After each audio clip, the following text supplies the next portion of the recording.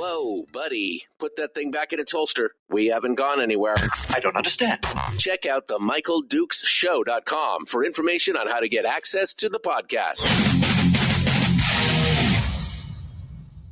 Welcome to the party, pal.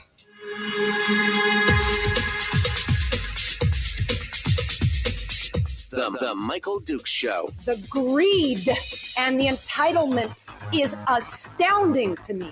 What more could you want from a low-budget radio program? This is a dumpster fire. That was just BS.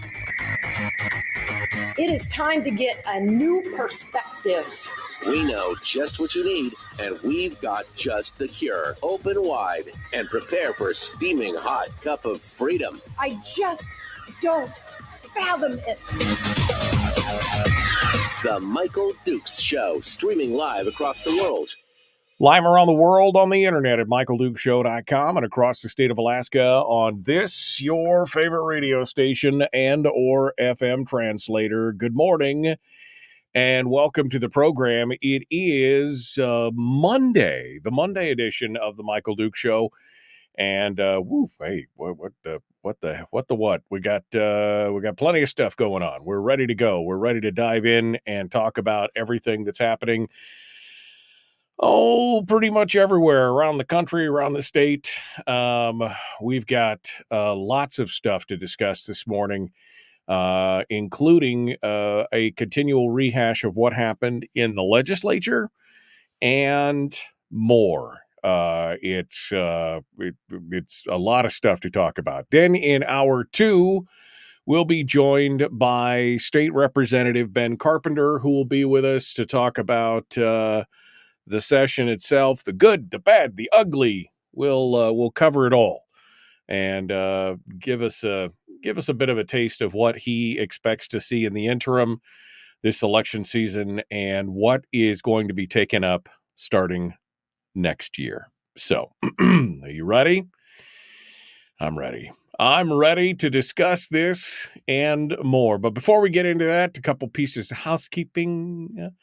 Want to remind everybody that we finished up over the weekend at AlaskaRadioAuction.com, and there is a bunch of great items still up for bid and for sale, instant item sale as well. If you don't recall, twice a year I participate in a program with the radio stations across the state of Alaska, where we get a bunch of items from various vendors, hotels and fishing charters and canoe rides and riverboat tours and glacier cruises and flight seeing and all different kinds of stuff. And they put it all up at AlaskaRadioAuction.com, and you get a chance to purchase those items. And for pennies on the dollar, some of them are bid-on items, some of them are instant items, and there is still a bunch of stuff available to you right now. So go check it out. One website to rule them all, AlaskaRadioAuction.com. That's it, AlaskaRadioAuction.com. Go, check, fly, be free. Go, do your thing. Go make it happen. Check it out. Check it out. It's going to be good. So that's still going on. And bidding on all those items ends on Friday. So you got a little bit of a chance. I know there's some concealed carry courses and some basic pistol courses from point blank firearms and self-defense in there. There's a bunch of stuff. That was just the one that came to mind. Oh, there's also some gun auctions up there from Arctic Ammo and Reloading. So go check it out. Go. There's plenty of stuff to look at and see at AlaskaRadioAuction.com. The other thing was, what was the other thing? Oh, I remember now. I'm taking Friday off. That was the thing. It's the Memorial Day weekend, and I decided, why not? I'm going to turn it into a 4-day weekend. So no Firearms Friday this week, but we will have Firearms Thursday. Yeah, we're gonna we'll spend some time on Thursday doing our thing. All right. So I know it was kind of a snap decision, and I hate it when I do that, but I need some time. I got a lot of stuff going on, and an extra day this Memorial Day weekend would be perfect for that. So I hate to do it to you. I know everybody gets all upset, but we gotta. Sometimes we've got to just take it. We're just gonna have to. So there will be alternate programming. No, Harold will not be running the show on Friday. It'll be wow. So that's what's going on. That's what's going on this morning, and we're gonna get into that and do all that stuff. That's the answer. All right. So, shall we get started with the rest of the stories? Did I talk about Ben Carpenter? Did I mention Ben Carpenter? I did. All right. I think we got everything done. Okay. That's the whole thing. The whole thing. We are ready to rock and roll. Let's take a look and see what's going on around the state. How about a quick roundup of some of the different things that are going on across the state? More bad news for Anchortown. As of Friday, the latest drop in the election results, because again, it's a mail-in ballot. We won't know for, I think, 9 days. Is that the official, the 29th? Is that, I think that's the official day is the 29th of May. We will have the final tally of what took place down in the Anchorage mayoral election, which takes place in April. That's so weird. March or May, April, May. It's so weird. The official election takes place in April. And then, of course, because there was a plurality, or was not a plurality, rather, they had to have a runoff election. And so here we are. It takes 2 months for them to figure out who the mayor is going to be because, and then they have it done in April. So weird. Anyway, so here we go. Suzanne LaFrance is currently leading the incumbent, Mayor Dave Bronson. The current tally gives her 53.5% of the vote, with a vote of 78,000 ballots counted. She gets 41,000 of those ballots. He comes in at 46.5%, carrying 36,400 votes. So about it's almost a 9-point difference. Statistically, it's going to be pretty difficult. Statistically, nearly impossible. I'll just put it that way. So things are not looking good for the old Anchortown. Those guys are, they went full blue, I guess, is what you need to say to that. And I guess that's going to be a thing. Although they had to tout the fact she is attempting to become the first elected female mayor of Anchorage. There's been a female mayor, but she just wasn't elected, right? That was the, what was her name? Anyway, she was appointed after Berkowitz had the Buttgate thing go on with the news anchor. Anyway, she's now attempting to become the first elected female mayor of Anchorage. That was important that they mentioned that in the news story. Because I'm sure that's the one thing that everybody voted on, was because whether she was a man or a woman. I'm sure that was super important. Instead of all the policies and everything else that should be, Anyway, so it's going to be interesting to see what happens in Anchorage over the next couple of years. There's already a slew of bills that are going up right now. Let me just read you the headline here. It says, "From Ride on Red to homelessness zoning to more, Anchorage Assembly is set to vote on a bevy of proposals on Tuesday." There's a whole roundup of things that they want going on: homelessness, summer shelters, no Ride on Red in downtown Anchorage, the Potter Marsh Watershed Park. They're going to use their assembly powers for setting land use policy, because that always works out well. And more. This is just a taste of what's going to be coming down in Anchorage here over the next 4 years. And it's just, hand in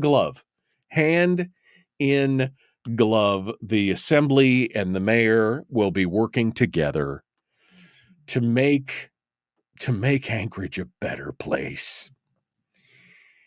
And it's going to be interesting to see what happens.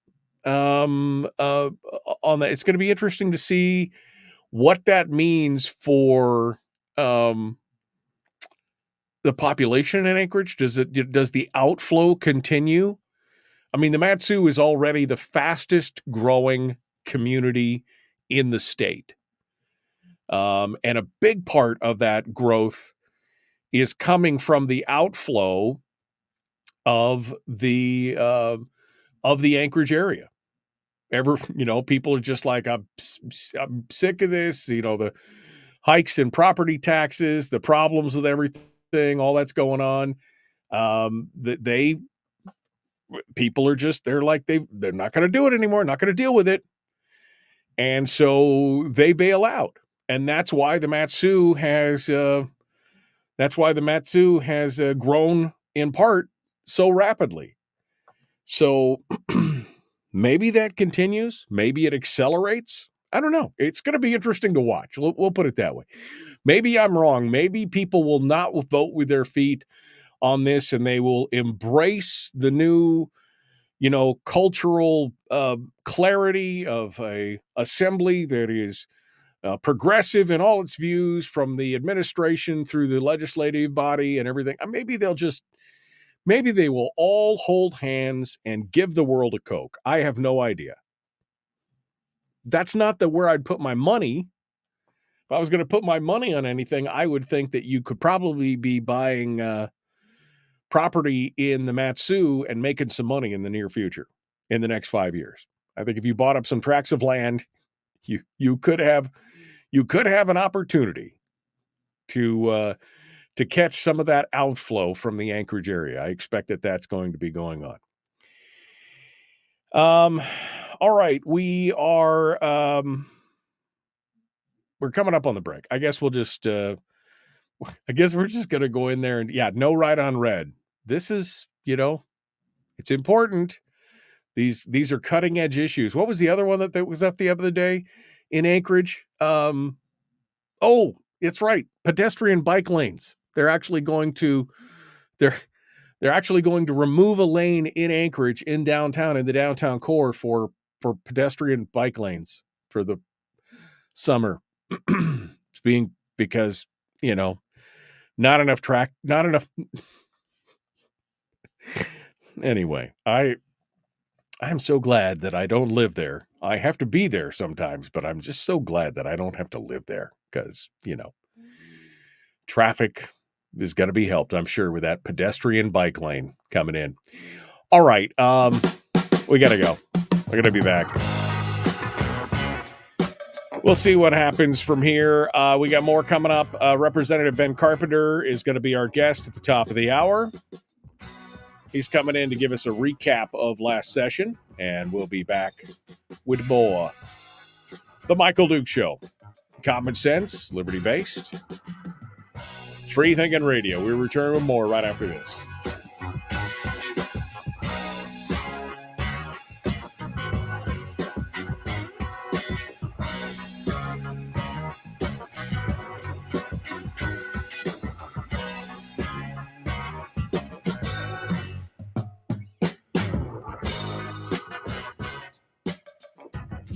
If you missed the show, you can listen to it on your time with Dukes On Demand. Oh, and it's free. Like America used to be. Streaming live every weekday morning on Facebook Live and MichaelDukesShow.com.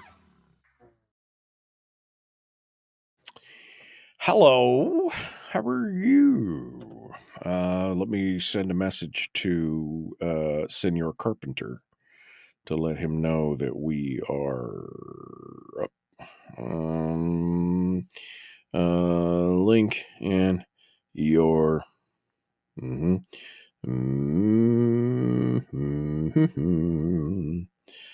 there you go. Let's do that. Okay. What else we guys got going on here? What are you guys talking about? You are quite animated this morning. Well, I'm faking everybody out. Brian says, "Wow, Brian in the studio." Well, that's because I was using I forgot to turn on my regular camera. So this is me. This is the webcam, right? And that's the better camera. So and I didn't know until I flicked it over, and then I was like, "Oh my gosh, it's wow, hello," and here we are. All right. So anyway, I've got a backup to my backup in case something goes wrong. But sometimes you got to turn on the primary and forget about the backup. You know what I mean? All right. Good morning, my friends. Let's see. Harold is definitely not covering on Friday. Anchorage will get what they vote for, says Ron.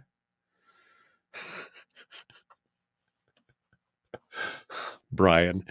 I said Buttgate. Okay, I did not say that. I said Buttgate. Isn't that what they were calling it? They were calling it Buttgate? I don't know. San Fran, Anchorage. Good morning, good morning. Eddie says, "Good morning, Michael. Hope you remember me. You know me as Charles Thacker. I went by Gunwriter or one of your chat rooms." Oh, hey, Eddie. How you doing, my friend? Good to see you. Long time no see. Long time no see. Okay. Traffic will be helped, said Ryan. Yes, traffic will be helped, I'm sure. I'm sure traffic will be helped by all the no right on red and the pedestrian bicycle lanes. I'm sure that will, that and the $1 million outhouses. They were only $500,000, I'll have you know. Only $500,000. You got to wonder what these people are doing. Conservatives can flee to the Matsu if they want. The loons will just move there too. Yeah. No, that's exactly it. David says, "We don't like Anchorage, so let's move to the Matsu and make it just like Anchorage." That's usually what happens. I agree. That's the thing, right? Oh, we hate it here in California. Let's move to Idaho. Let's move to Seattle. Let's move to, well, this is how we used to do it back when we were in California. We should do that here. But wait, that's why you left. No, just never mind. Not a single. They could not purchase a clue amongst them if they were all had $1 million. And it was, oh, man. The Jeannie says, "Commie Orifornia comes to Port Langridge. I mean, that's exactly it, right? I mean, look at what happened to Seattle over the last 20 years. And a lot of that has to do with the migration from California. Same thing has happened in, places like Wyoming and Montana. They've seen their major capitals, go pretty blue while the rest of the state is red. And a lot of that has to do with the outmigration from California. I mean, that's just, again, people flee that stuff and then they want to just wrap themselves up in it at the same time. It's crazy. It's absolutely crazy. All right. David. Good morning, David. How are you? Let's get on to the rest of the stories here as we continue ahead.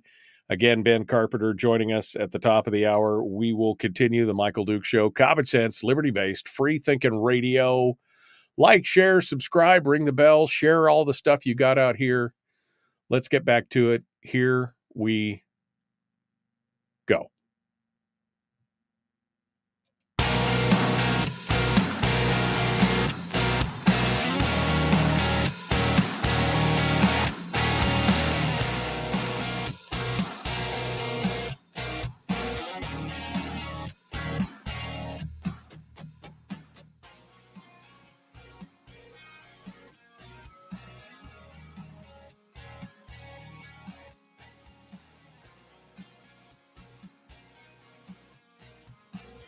Okay.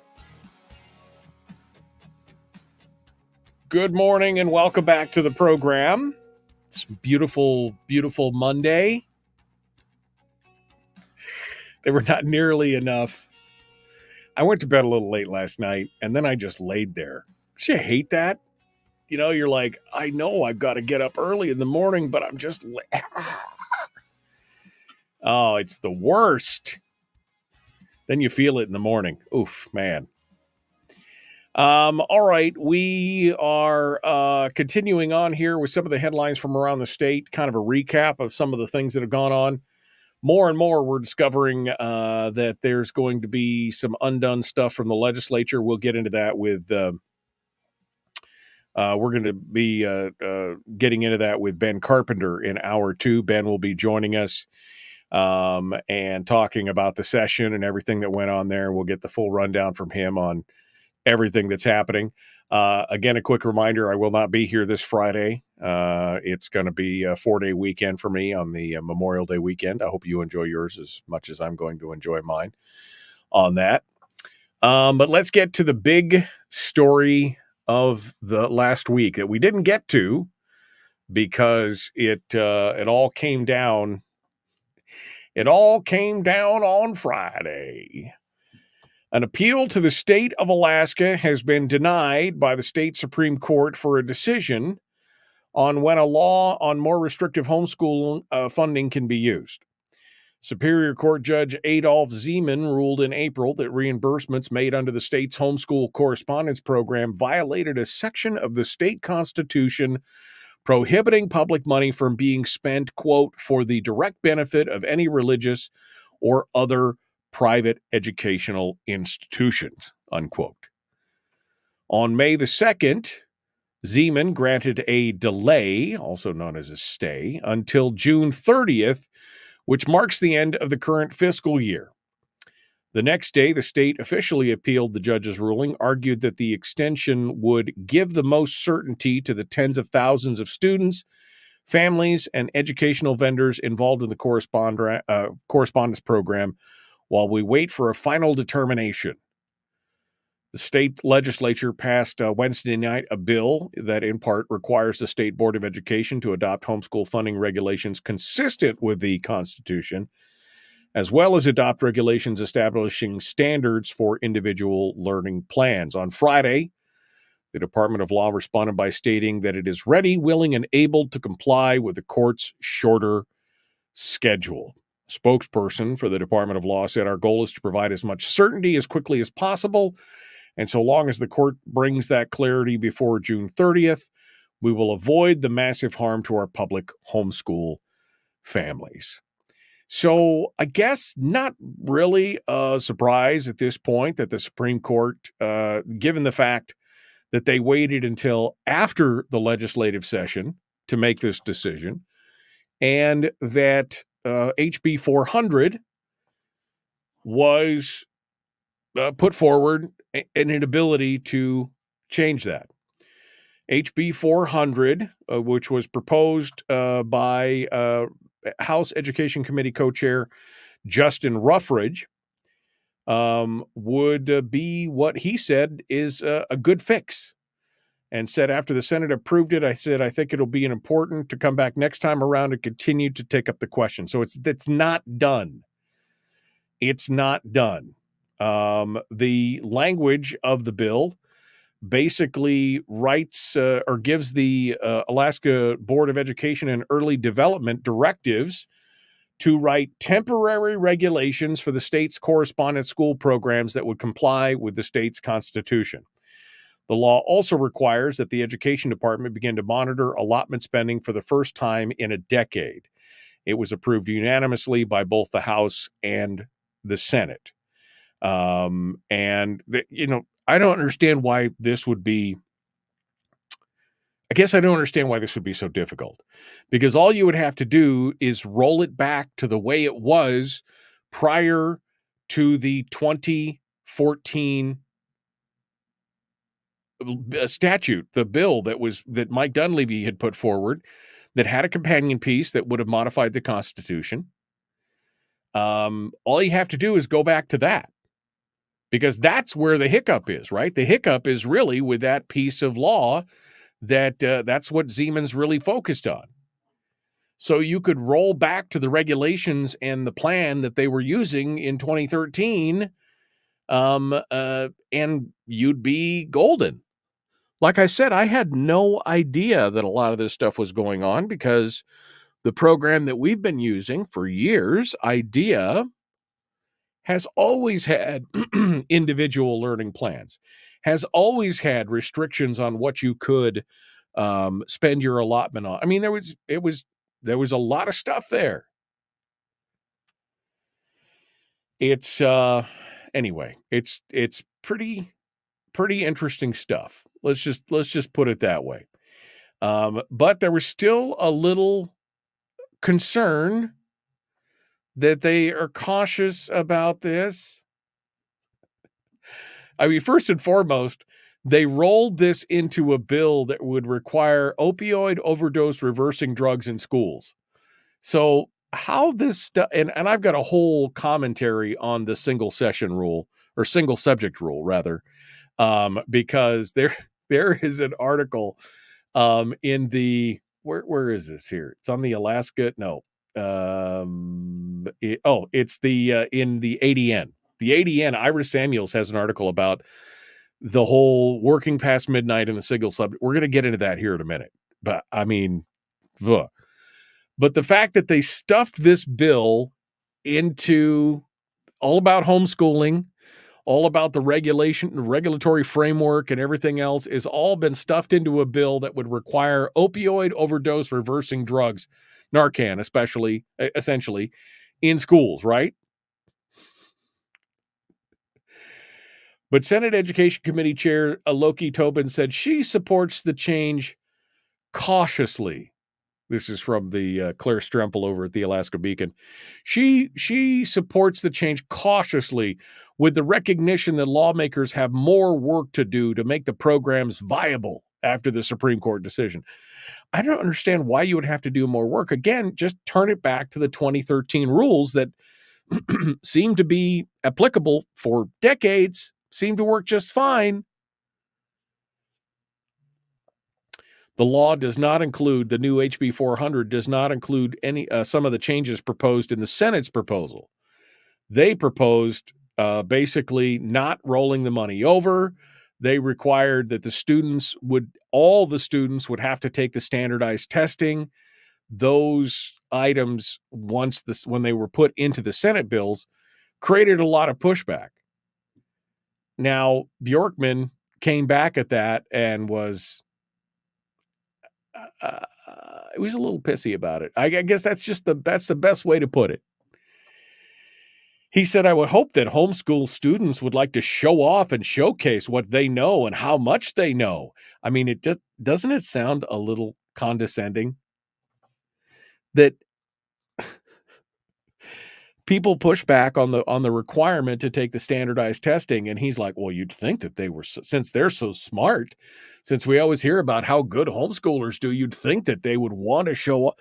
Well, you know why a lot of times people don't send their kids to the standardized testing? Because they don't want to get the government involved in all that stuff.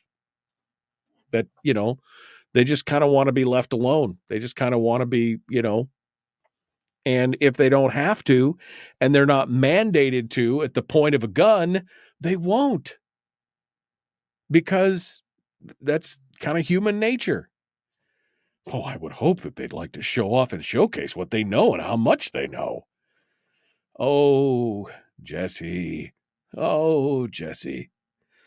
Of course, as a teacher, he's got a vested interest in making sure that he can make it as difficult for homeschoolers as possible, because those are his peeps.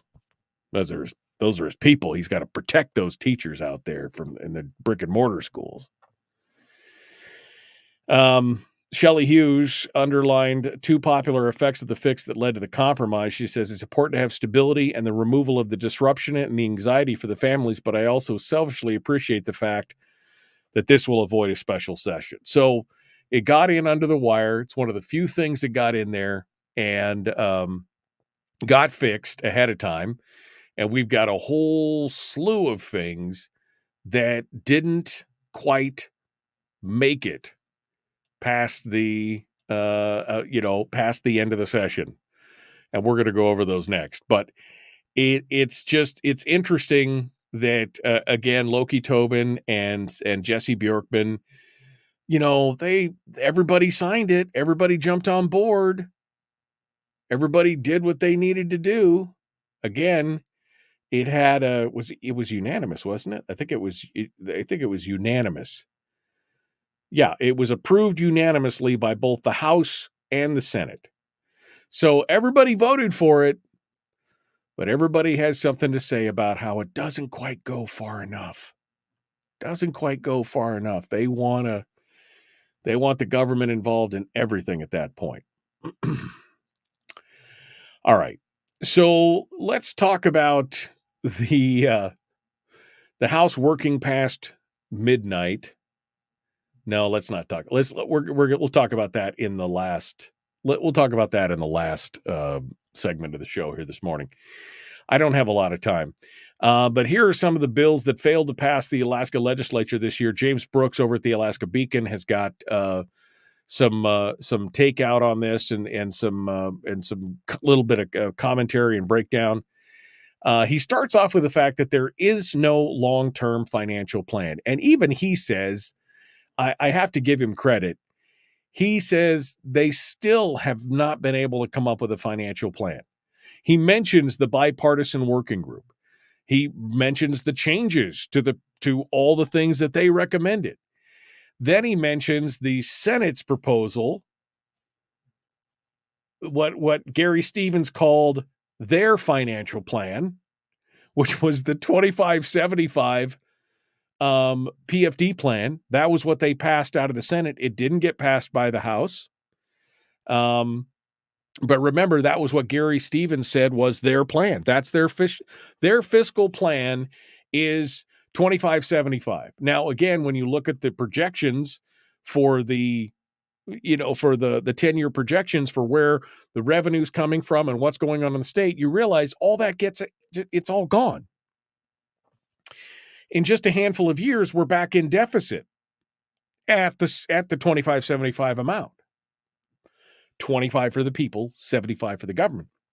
Then it becomes the 2080 plan, or the 1585 plan, or the 1090 plan, or the 100% plan for the government. It's not a fiscal plan. It's a stopgap measure that slows things down and assuages people's fears, all the while slowly cranking the knob up on the pot of boiling water, slowly cranking it up over and over and over again. So there's still no long-term fiscal plan. What else didn't get passed? Well, the pension bill crashed and burned, didn't make it out. They tried several times. The Senate voted to the plan, put it over to the House, but the House declined to take up the bill, even though there was a whole series and a whole slew of procedural votes to try and get it out. Nobody wanted to take it up, partially because, again, we still haven't seen did anybody ever finally see the fiscal analysis on what the new fiscal note was going to be, on how much it was going to cost? One of them showed it was going to be nearly $1 billion a year. No, didn't happen. What else? No cost break for Cook Inlet Oil and Gas Company. Energy legislation was a high priority for members. They did pass 2 big energy bills, but they failed to complete the work on a bill that would have reduced the royalty paid by Cook Inlet oil and gas producers in the state.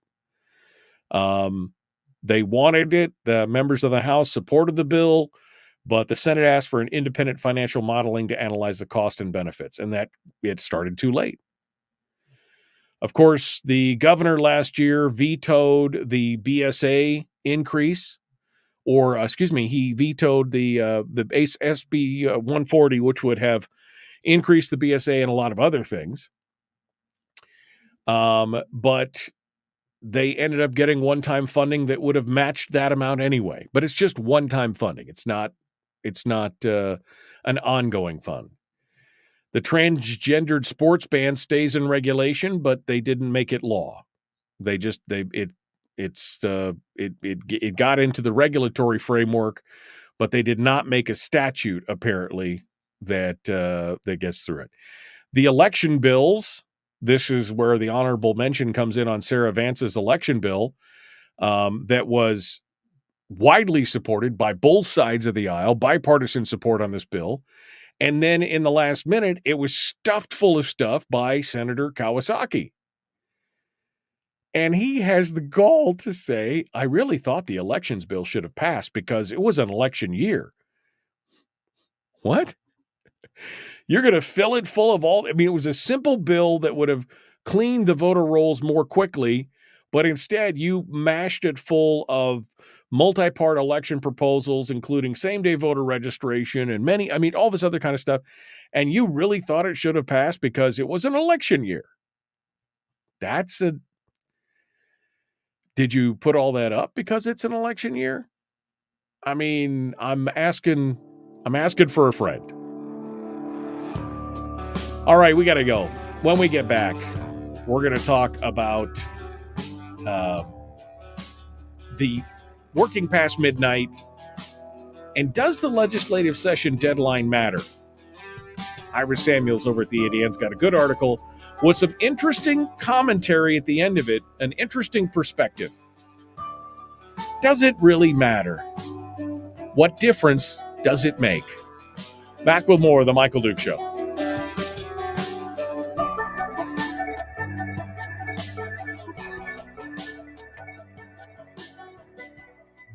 We're broadcasting live through a series of tubes, allowing all of these entities to provide streaming stuff going on the internet. Well, it's kind of hard to explain. Sorry. Streaming live every weekday morning on Facebook Live and MichaelDukesShow.com. Okay. All right. What else we got here? Whoa, you guys got verbose there.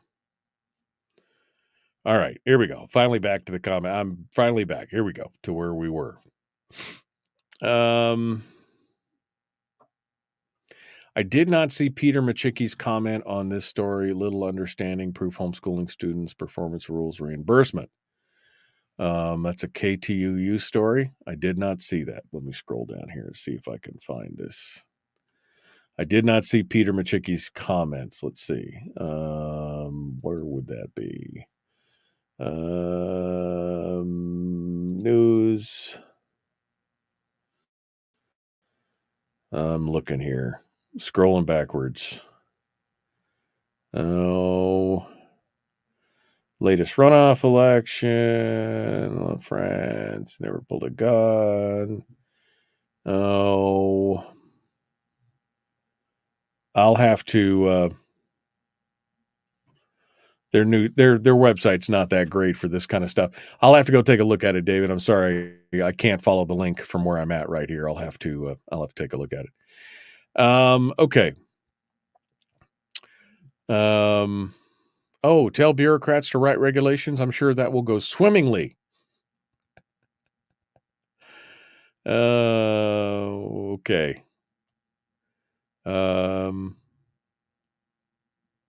Did you see Mayor Machicki's attack the statewide correspondence schools like idea, perpetuating the false narratives that they are stealing money from the local districts? I did not. That must have been what he said in that article. I did not realize that's what he said in that article. I mean, that's going to put him at odds with a lot of people because obviously 1/3 of Alaskans are homeschooling their kids. I mean, that's a big thing.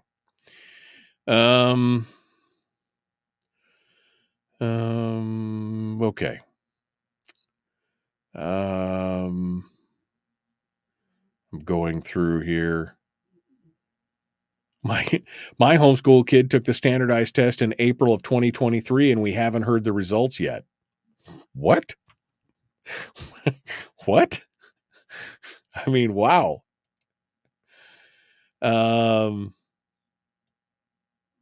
As far as I know, homeschools have performance.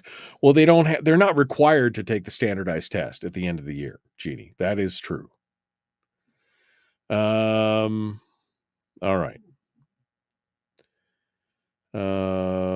He is a great teacher, but a horrible legislator. Okay.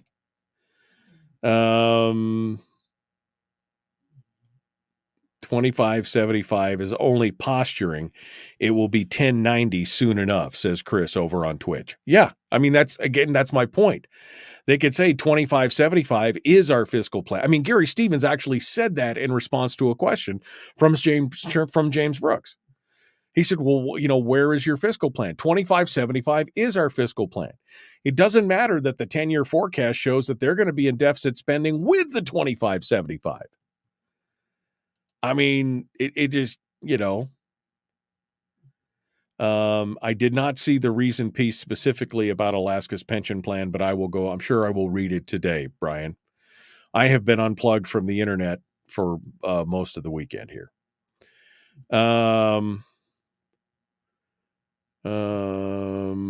The election bill is Trump MAGA baloney. Did you even read the bill? Harold, did you even read the bill? Probably not. I mean, he's just saying stuff to say stuff, but did you even read the bill? No. Let's see. Going through the thing. Kawasaki is feeling the heat, says Scott. That's why he's doing what he did. Quite possibly.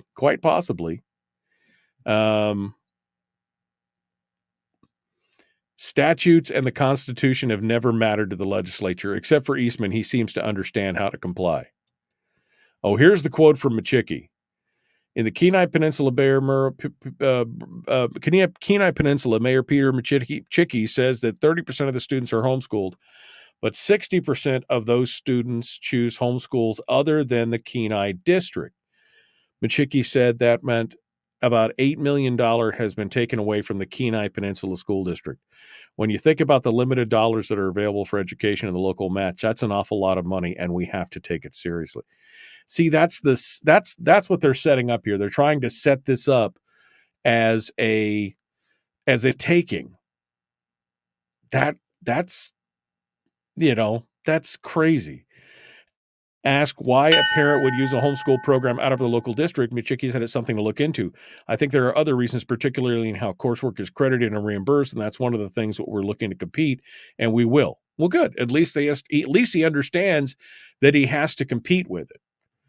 IDEA is a good program. I used it for all 5 of my kids. It's amazing. Amazing stuff. All right. We got to jump back into it. Here we go. The Michael Duke Show. Common sense, liberty-based, free-thinking radio. Like, share, subscribe, ring the bell. Let's do this thing.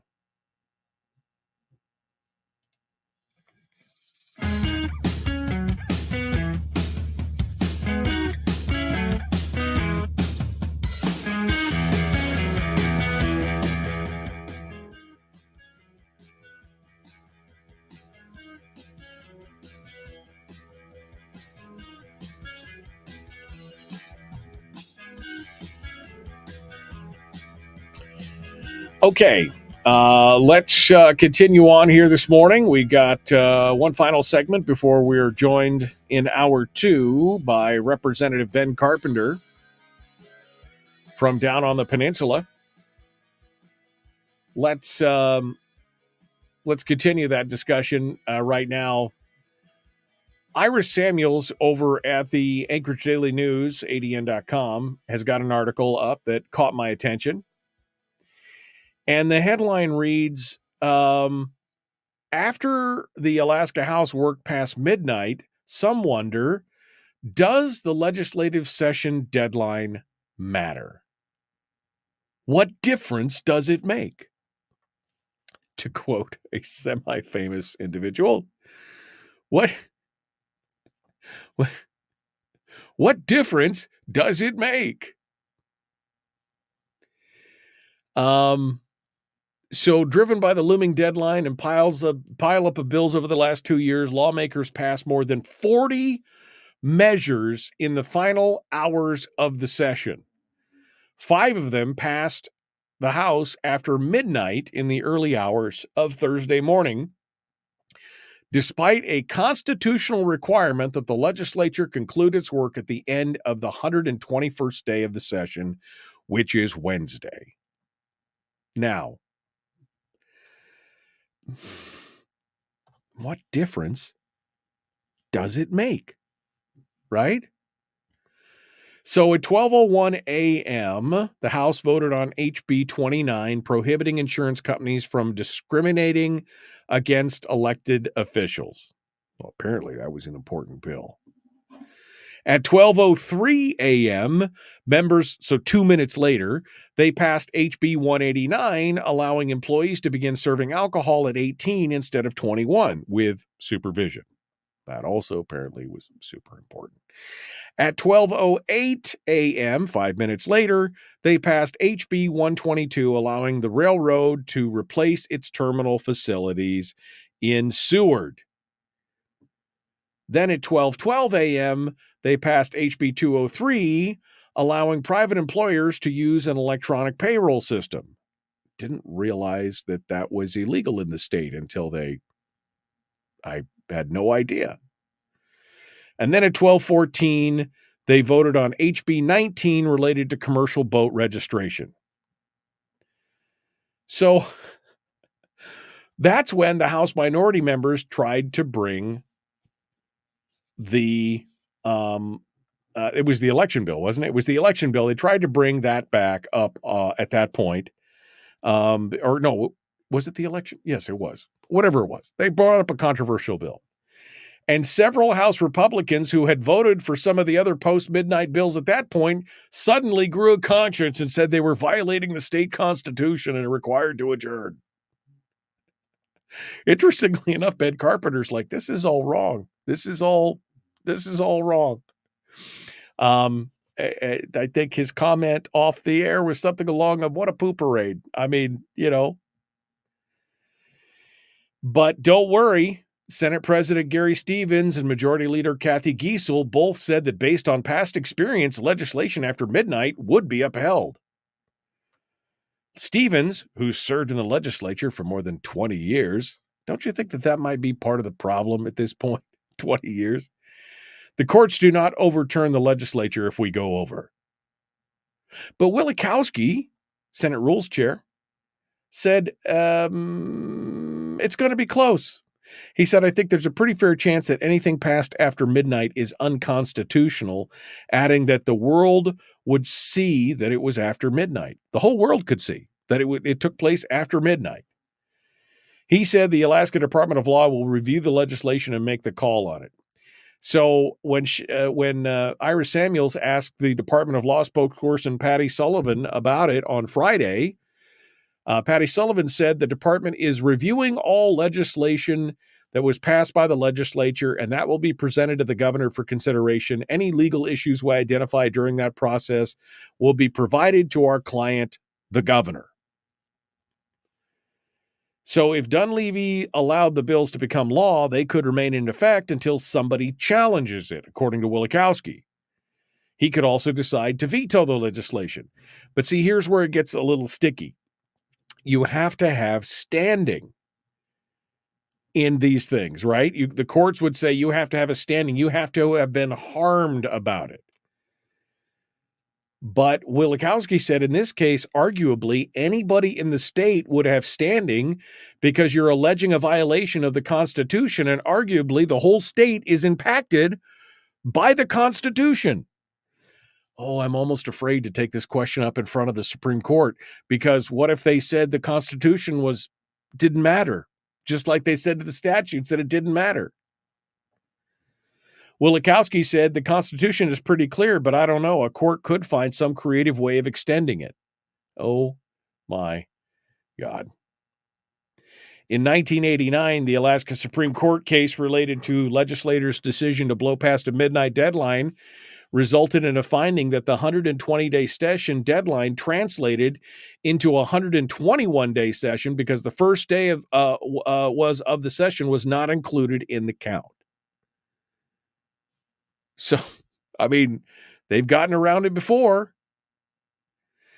And then it comes up, and Iris changes tacks a little bit here, and changes tact and starts talking about the single subject rule, and how in the final days of session, the legislature adopted more than 40 bills, but that number isn't even the true reflection of what goes on because of the turduckening that they're doing in there, the bill stuffing. And she goes on to talk about a whole bunch of different bills that have been stuffed inside of other bills, some of which make absolutely no sense as far as the whole idea of a single subject rule, which again, the one subject rule means that the bill must deal with one subject and they have to be at least arguably related. A bill relating to the Alaska Housing Finance Corporation's mortgage loans was amended to include a so-called green bank to offer loans for renewable energy products. A measure meant to make it easier for out-of-state and retired teachers to work in Alaska schools was amended to include a $5,000 bonus for every teacher who earned a national board certification. A bill to revamp Alaska's workers' compensation program was amended to include within it a 10-year extension of the senior benefits program. I mean, you start asking, a bill extending boards and commissions was amended to include within it a measure to offer child care tax credits. What does that have to do with extending boards and commissions? But again, remember, this all has to do with standing. You have to be harmed, right? Scott Kawasaki is quoted on Wednesday speaking about a bill regulating students' hunting and fishing licenses that was amended to include a provision related to pet ownership. There's probably 20 bills here on the floor tonight that have multiple bills packed into it. I don't think it's a cause for concern. But here's the kicker. 60 seconds. Representative Zach Fields, an Anchorage Democrat who sits on the Rules Committee, said he was not concerned about the legal opinion on single subject rules. To be honest, I didn't care because I don't think that extending the boards and commissions hurts anyone and therefore no one could litigate. Frankly, I don't think anyone's going to litigate about childcare. Who's harmed? Literally no one. He says, I don't think the single subject rules actually that matters. It's not an issue that matters. I mean, it just doesn't. What difference does it make? I mean, he's just pretty blasé about we're just going to ignore it. Unless, of course, we want to make a point. Unless, of course, we want something to remain on a single subject. Then we're going to get all bent out of shape about it. But, I don't really care. To be honest, I don't care. Okay. Back with more.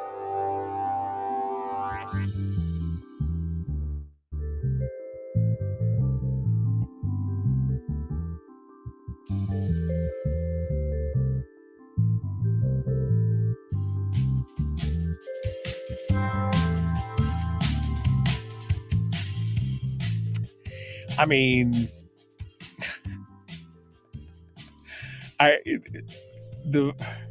all right, let me read you this whole thing here real quick. Ben Carpenter, I see he's in the green room here, but the more I read this, I had to go back and reread this a couple times because the more I read it, the more I'm like, Representative Zach Fields, an Anchorage Democrat who sits on the Rules Committee, said he's not concerned about the legal opinion. The quote was that there was an opinion about the single subject rule. A memo from legislative attorneys prepared earlier this month warned that a bill extending the Big Game Commercial Services Board, the Board of Massage Therapists, and the Marijuana Control Board, and the Alaska Commission on Aging may violate the constitutional provision that limits bills to one subject. Because they got, too many different things. They're all, right? So he says he's not concerned about the legal opinion. Quote, to be honest, I didn't care because I don't think that extending boards and commissions hurts anyone and therefore no one could litigate. Field said on Friday. Well, unless, of course, you are a member of the community who may be affected by those boards, right? I mean, if your profession is, you're a massage therapist or you're a commercial, have something to do with big game commercial services, or if you're a marijuana dispensary, or if you're, unless you're, anybody could be hurt by that. Fields on Wednesday proposed an amendment to Senate Bill 189 to include inside it a child care tax credit proposal authored by Julie Colomb, and said the child care tax credit could fit into the bill because, like some of the commissions it extends, child care relates to the broad subject of health. What? That has nothing to do. You got a thing on boards and commissions, and you're going to inject child care into that? Oh, it's on health. He says, frankly, I don't think anyone is going to litigate about childcare. Who's harmed by that? Literally no one, except for all of the people who have to pay for it, except for the free market where governmental intervention and regulation affects and harms the free market. But I mean, pay no attention about that. Field said many bills adopted by lawmakers cause legislative attorneys to point out potential questions related to the single subject rule, quote, and no one cares because they shouldn't, unquote. I don't think single subject is actually an issue that matters. Well, then that's all that matters. As long as you believe it's not, then it must be true. The arrogance of this guy. What difference does it make? To be honest, I didn't care. Okay. All right. I'm with you on that. Oh, I don't know how you do it. Ben, I don't know how I don't know how people like Ben do this, because I would have serious questions about that. Let's go over here and check in with Representative Ben Carpenter. He's with us this morning. Hello, my friend. How are you doing? Good morning. I'm I think it's on like my third wake up being back on the farm. So Yeah. How's that feel? That feels pretty good, huh? yeah, it does feel good. Yeah. No, it's I don't know how you do it, Ben. I mean, I read some of the commentary and I read some of these things, and it's like some of these people are in a whole different world. I mean, mind frame of what's going on, that it just doesn't matter, that the law just didn't care. As long as nobody gets hurt, from their point of view, as long as nobody gets hurt, what difference does it make? And that's what we affectionately call the Juno bubble. The Juno bubble. Yeah, exactly. That's the Juno bubble right there. It's insane. It's crazy to see that that's what's happening. All right. Well, I know that hopefully with 3 or 4 days here, you've got a recovery under your belt from the absolute poo parade that the end of the session ended up being. I know that you were like, woof. By the time that was over, I could feel your frustration just through the messages you were writing. I could feel the frustration there. So I definitely want you to channel a little bit of that as we get into this. So you ready to kind of go over us and give us the play-by-play there on the final days of the legislative session? Sure. Why not? Okay. Why not? And then we'll talk about the future. I think now is the time to start talking about the future or what we can do to change it, because something's got to be done, Ben. We can't continue to go ahead the way we've been doing it. We can't do it. So, all right. Ben is ready to go. We're going to put him back in the green room and have him hold on for us for just a second. We've got his audio. Everything's good. We're getting ready to dive back into it. Let me see if there's anything else that I missed comment-wise here.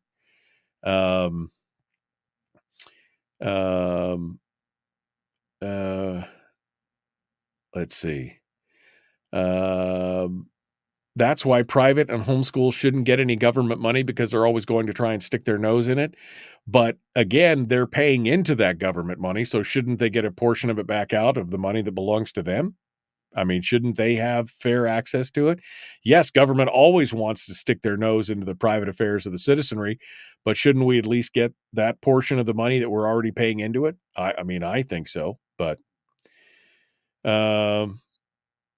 yeah.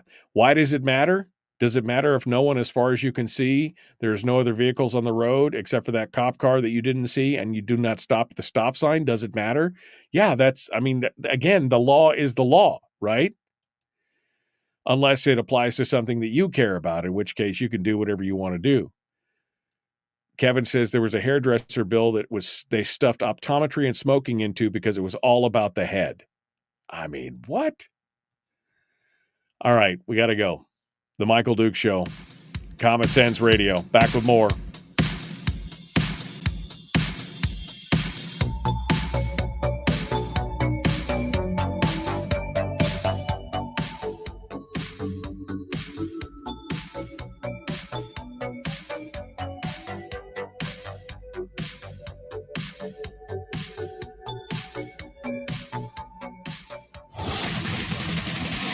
Whoa, buddy. Put that thing back in its holster. We haven't gone anywhere. I don't understand. Check out the MichaelDukesShow.com for information on how to get access to the podcast. Welcome to the party, pal.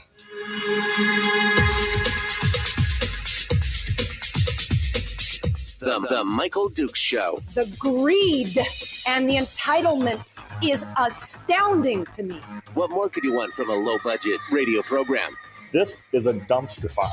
That was just BS. It is time to get a new perspective. We know just what you need, and we've got just the cure. Open wide and prepare for a steaming hot cup of freedom. I just don't fathom it. The Michael Dukes Show, streaming live across the world. Live around the world on the internet at michaeldukeshow.com and across the state of Alaska on this, your favorite radio station and or FM translator. Hello and good morning. Welcome to the program. Monday edition of the Michael Dukes Show. And we just finished up kind of recapping a few of the things that went on in the legislature at the end of last week. As we come out of the session now, we've got more postmortem coming up. Ben Carpenter is waiting in the wings, representative down from the peninsula, and he's going to be joining us and talking a little bit about his frustration with everything that took place at the end of the session. We're going to get into that. But first, some housekeeping. First and foremost, I will be off this Friday. It's Memorial Day weekend, and I'm taking an extra day. Sorry, sue me. I need it. I got a lot of things going on and a lot of plans happening for the summer, and I need that extra day. And so I apologize. We're going to have Firearms Thursday instead, and you guys will have alternate programming on Friday. Remind me to send emails to everybody. But that's coming up on Friday. Also, don't forget that last Friday we did the Alaska radio auction, and there's still tons of great items up right now. 26 glacier cruises. I think there's still a fishing charter or two. I know there's stuff up for bid on the big ticket items. Those bids close this Friday. There's still lots of instant auction items, including restaurant certificates and hotel stays and tours and all kinds of stuff. Things to do all summer long from all across the state. All you have to do is go to alaskaradioauction.com right now, and you can find things for pennies on the dollar. And have a little time this summer to go enjoy something in Alaska and do it for half price, or around half price. Go check it out, alaskaradioauction.com. And that, like I said, and the big ticket items, there's some boats, there's some side-by-sides, there's some guns, there's all kinds of stuff out there. Again, alaskaradioauction.com. So there you go. All right. Well, that brings us right over to our guest. Let's get into it. We got a full hour's worth of discussions, I'm sure, that we're going to try and smash in here. Representative Ben Carpenter is our guest. He joins us this morning to talk about wood ticks, lunatics, and politics. Or maybe I repeated myself there a couple times. I'm not sure. Good morning, Ben. How are you doing, my friend? Good morning, Michael. Good to see you again. Good to have you in. Back home now, ready to go, getting the farming on. It's probably feels pretty good to be home first and foremost. Yeah, it does. It's good to be home. I flushed out my irrigation here yesterday, amongst other things, and I got to get it all put back together and working here so we can start watering the plants. Oh, good deal. Well, we look forward to it. You make a beautiful product, and we appreciate all you do. All right. Well, Ben, I hate to make you relive the madness, but let's get back into the last couple of days of the session here. We just talked about, 40 bills in the last few days. And again, I just went through the timeline of minute by minute, everything after midnight that took place in the House, bills that were being passed. You were one of the few voices that basically tried to take a stand to say, this is just not right. And I know that you were upset about this. This is something that I don't think people understand. Zach Fields and company can talk about how he just doesn't care. Nobody's harmed, yada, yada, yada, unless of course it's something that they think is important. And then then it's a different story. But let's talk about those last few hours of session and and your thoughts on the approaching midnight deadline and what happened after that.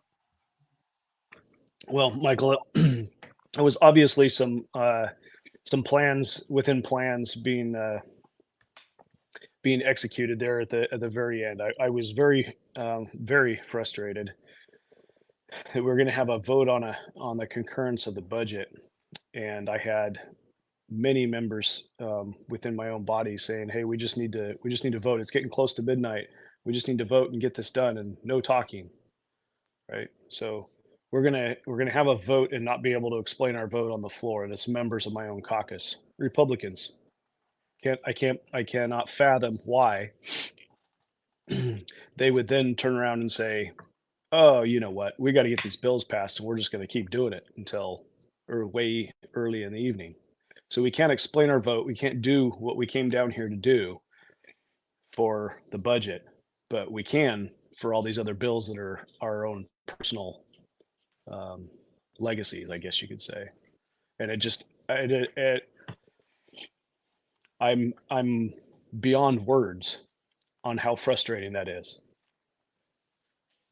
Well, ideally, because we have this thing, it's called the Constitution, and if we just ignore it at our whim to satisfy, as you said, our personal legacies or our personal legislation or something like that, especially given the fact that they wanted to hurry the process along without any kind of conversation on the budget, when you have to go back in front of your constituencies and say, "This is why I voted for X, Y, or Z," and they don't allow that, and then they start moving on to that. I mean, I'm a little shocked, quite honestly. I mean, I know Laddie Shaw attempted 3 or 4 times to move to sine die, to leave, and yet these bills kept coming up. I mean, I don't understand the thought process behind that, Ben. Well, I made fun of it during the break and say that, what we're dealing with is the Juno bubble. And it truly is one of the most rational explanations is getting stuff done down in Juneau is not like getting stuff done anywhere else. It's I don't know. You can lie to yourself and say this is important because of certain things that are happening, politics and relationships, and scratch my back here, and I'll scratch your back there, and all of that can be perceived at the time as being this is the game and we're going to have to play it. It isn't right, but we're going to have to play it, and that's for the public's awareness. It just seems it just seems unfathomable. It's ununderstandable. It's not understandable. It's doesn't make sense. It's not logical. But that's the way that it is in the Juneau bubble. And right, I don't know if you moved the legislature from Juneau and put it on the road system, would that stop that kind of behavior? Probably not. But it might make it more open and public if you had more people participating, right, and actually watching it and having the conversations there in the last few weeks for the end game, right? We always talk about the end game. What are we going to do to get out of here? And I know it's disgusting, to be perfectly blunt. It's disgusting what happened. Let's talk about the final days of session, because again, 40 different bills, and that doesn't tell the true story because many of those bills were stuffed with other bills. I mean, literally, it could have been 80 or 100 bills passed in the last waning days of the session because they turducken them. They stuff one bill into another. Again, I just read the quote from Zach Fields, who says he really doesn't care about the single subject rule. Unless, of course, it's something that he dislikes, and then he makes a claim on a single subject rule if somebody tries to put something in that's different. But this is part and parcel of that problem where it's time compression as a weapon. They diddle-doddle around for months and months, and then they get into the end, and now we've got to get serious about it. And, of course, nothing ever good happens when you're under that time crunch and deadline, because things get missed. People don't get a chance to describe or talk about or argue about the things that are important in these bills. They've got to get it out. And that's a horrible way for business to be done. Yeah. Well, Michael, it's easy at the end of the session to point to the last couple days and say, well, this is what we recognize what the problem is, right? You tried to cram everything into the last couple days. But if you just step back and say, okay, well, why did that happen? Well, it happened because we weren't able to get bills through, during the session for one reason or another. And the politics in the building, you can't look at that and say, well, who's responsible? Well, it's a Republican majority in the House. Well, but that Republican majority is not a full Republican majority. And even if it is, all Republicans don't agree with each other. So the reason that I'm going down this road right now is to point out that you've got a divided legislature. You got both houses of the legislature are divided ideologically. So this notion of being able to have good governance because you've got bipartisanship happening, that's nonsense. That's complete nonsense. You point to what happened in the last few minutes of the legislature, the last few hours, and you can say that's what you get when you have bipartisanship that stops everything. It doesn't work well together. It's for 120 days, it's how do we prevent somebody from getting something? And it isn't actually working the way that it's supposed to be working. And if the electorate continues to send folks down to Juneau who aren't going to work well with each other and are just going to stymie things up, then don't expect any different. Like this is the way it is. So you either got to send people down there that are willing to work with each other and are like-minded. And I would say like-minded in the character realm as well. They're not just going to ignore the Constitution because, well, they can get their bill passed. Right? Right. That's a character problem. No, I would agree. Don't send somebody down here who doesn't have the character to recognize that. Remind me, Ben, when you become a legislator, do you or do you not swear an oath to uphold the Constitution of the state of Alaska? You do, just I guess not within the Juneau bubble. I mean, because that's pretty clear. What it says, 121 days, and it is now approaching the clock is about to stop, and you keep going. I mean, I don't care if it's some kind of petty jealousy or it's some kind of personal project or if it's pride or if it's obstructionism. You swore an oath. And if that oath doesn't mean any more to you than that, we've got a problem. I mean, everybody should have just said no. When it was moved, the next bill is moved to the floor. No, we're done. This is it. We all swore an oath to uphold this Constitution. I don't care how good a piece of legislation it is. If it didn't get in, that's the ball game, folks. That's how it works. Yeah. Well, you've got enough people arguing at the moment that, well, we've done this before. There's precedent been set. And the legislature can keep operating because it's the legislature. Right? So it's okay to break the law because we are the legislature? Well, I tried to make that argument on the floor. It says just because a previous legislature decided not to follow the Constitution doesn't mean that's a precedent we should keep. Like, just because they couldn't decide what was right, we should just follow in their footsteps? Right. That's nonsense. That's nonsense. I mean, just because the first lemming dove off the cliff doesn't mean we should all follow them over. I mean, that's where we're at. This justification of, well, that we've done it before. I don't care. It doesn't make it right. Doing something wrong because somebody else did something wrong is not a defense for anything. I mean, and go ahead, Ben. I'm really, really, really disappointed on how the speaker was treated at the last little bit.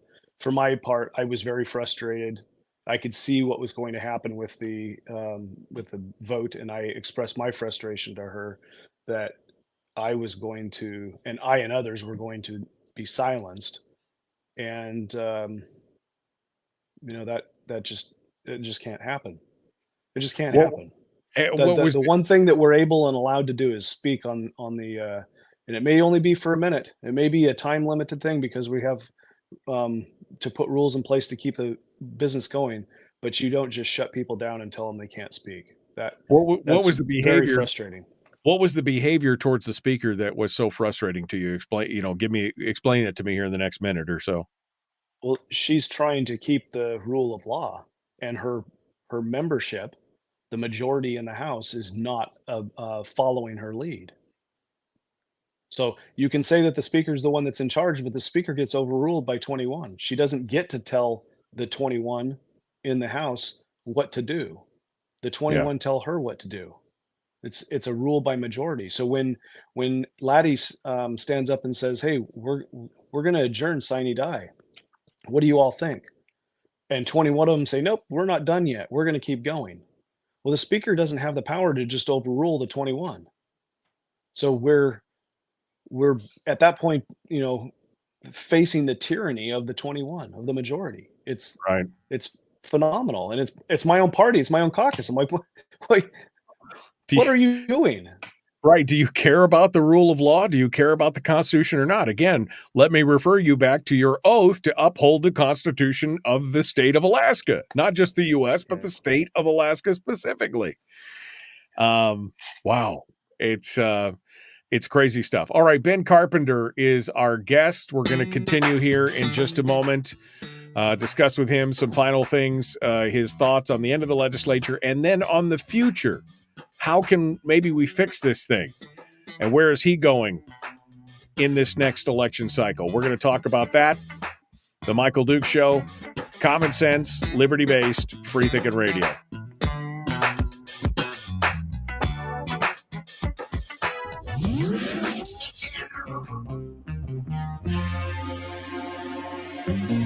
Listened to by more staffers in Juneau than any other show, because their bosses told them to. And after what they just heard, oh man, they're going to be pissed. You're a bad, bad man. The Michael Duke Show.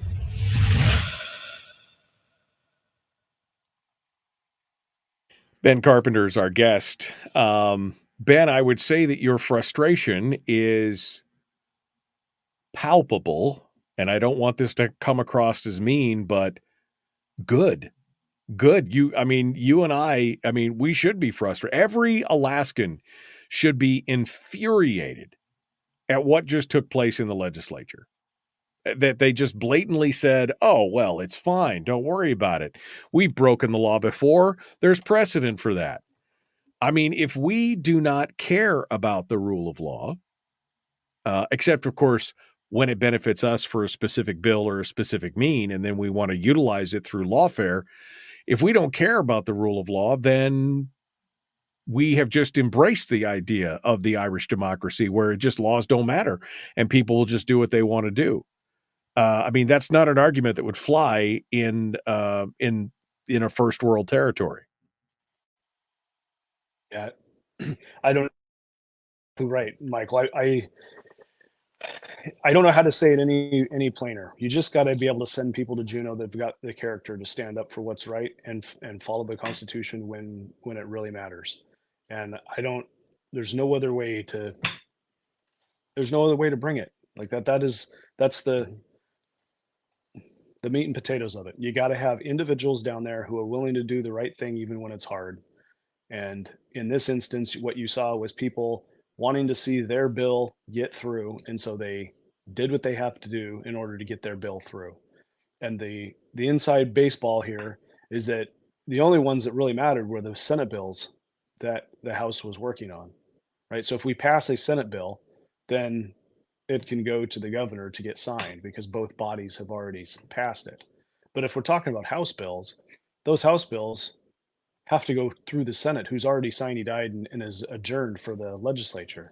So those bills don't matter. They are dead. It doesn't matter that we take action on them because they're not going anywhere. They'll never get to the governor because the other body never took action on them. So to be pushing House bills at the last hour is pure hubris. Right. We talked about the bills that didn't, that didn't make it through. We talked about the bills that made it through.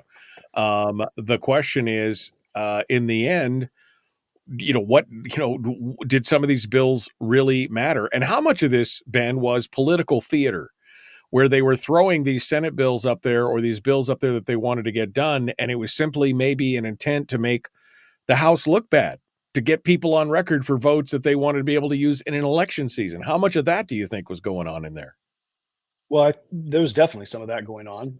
I don't know as to which I couldn't point to which one right off the top of my head as to which one was hubris and which one was just trying to get people on the record for something that they thought would be problematic in the election. I don't know which one was which for right off the top of my head, but it definitely is part of the inside baseball. Well, it's definitely frustrating. And it's interesting that you say that about the Senate bills because a lot of these bills that passed after, well, the list that I have were these House bills that had already gone back to the Senate, HB 29, 189, 122. Had they gone to the Senate had done their markup and these were just concurrence votes. I didn't listen to the Yeah. last few minutes of it. So If these they're are all yeah, that's exactly right. If they're concurrence bills or concurrence votes, then it's something that's already passed the Senate, and as soon as we concur, then it moves on to the governor. So these were moves just more than anything. And again, this is again putting personal prestige, preference, like you said, legacy, I think is the word you used, when they're trying to put that ahead of a constitutional mandate. And we look at there was no discussion on any of these bills. 1201 HB 29 passes, 1203 HB 189 passes, 1208 HB 122 passes. I mean, some of these bills they got to have stuff read about them. So I mean, you're barely even just reading the titles and the subject line, and then you're moving on to vote. I mean, this was like, why didn't we handle this sooner? Why does it have to take place after midnight? Yeah, well, I mean, if you think about this, the real work that gets done on a bill, a piece of legislation, is done in committee. Right? Yeah. We should not be doing committee work on the floor. That's a last opportunity for us to discuss and make some last minute changes. I mean, you could take as much time as you want on the floor. Hold on, Ben. Hold on. I'm sorry. Yep. We're up against it. Let's return. Here we go. The Michael Duke Show. Public enema number one. Oh, wait, sorry. Public enemy number one, which makes more sense. On the other hand, he's a little bit of a pain in the Michael Duke Show. All right, we're returning. Ben Carpenter is our guest. We're talking about the end of the session. And Ben, before I so rudely interrupted you returning back to the radio, you were saying that, I was asking the question about these last minute bills that came in. I mean, that they were being passed 1 minute, 2 minutes, 4 minutes after each other. It was like this whole slew of bills. Why didn't we get to them before midnight? If we weren't going to talk about them, if there's going to be no discussion, and you were talking about committee work versus floor work, I'll let you finish that thought. Yeah, I was just saying that the meat and potatoes, the actual work of making that a piece of legislation is a good piece of legislation happens in committee, and that happens throughout the session. So by the time the bill gets to the floor, you hope that your committee had done its work, and that bill that comes to the floor is ready and ready to go become law.